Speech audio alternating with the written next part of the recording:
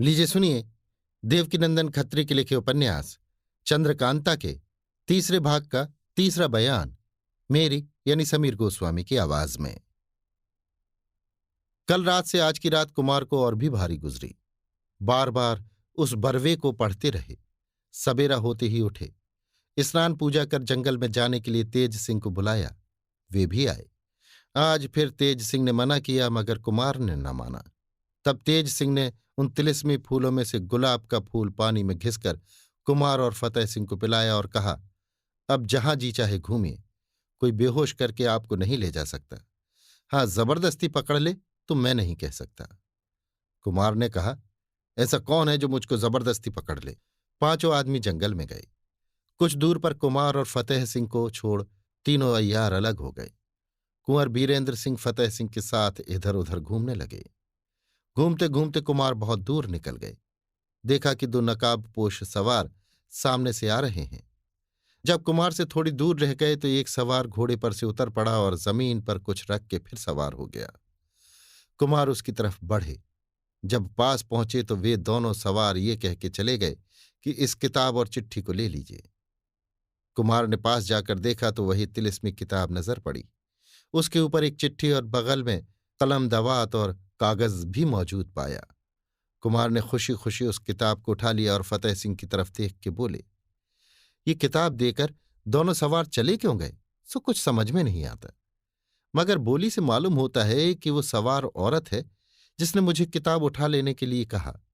देखें चिट्ठी में क्या लिखा है। ये कह चिट्ठी खोल पढ़ने लगे।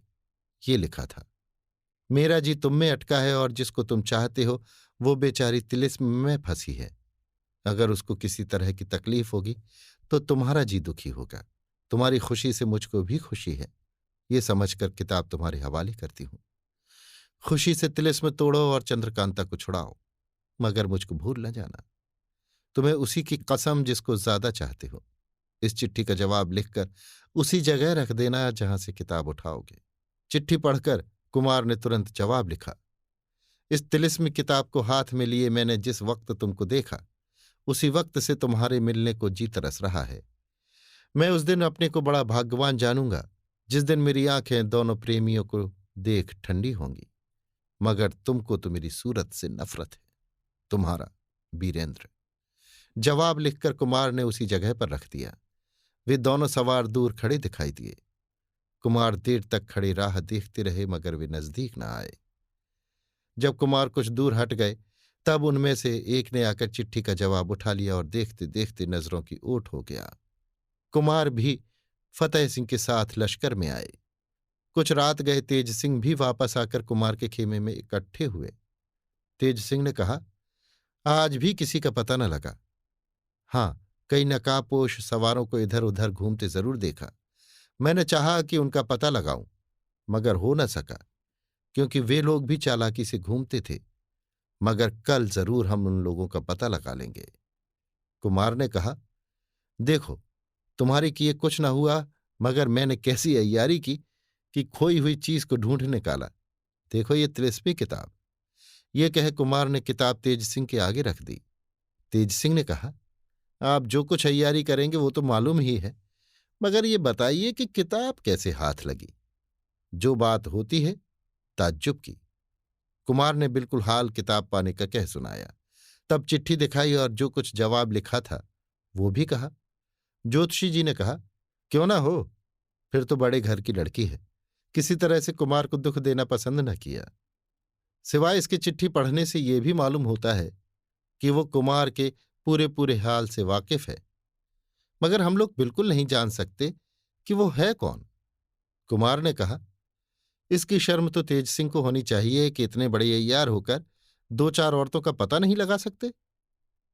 तेज सिंह, पता तो ऐसा लगावेंगे कि आप भी खुश हो जाएंगे, मगर अब किताब मिल गई है तो पहले तिलिस्म के काम से छुट्टी पा लेना चाहिए। कुमार, तब तक क्या वे सब बैठी रहेंगी। तेज सिंह, क्या अब आपको कुमारी चंद्रकांता की फिक्र न रही। कुमार, क्यों नहीं, कुमारी की मोहब्बत भी मेरे नस नस में बसी हुई है। मगर तुम भी तो इंसाफ करो कि इसकी मोहब्बत मेरे साथ कैसी सच्ची है। यहां तक कि मेरे ही सबब से कुमारी चंद्रकांता को मुझसे भी बढ़ के समझ रखा है।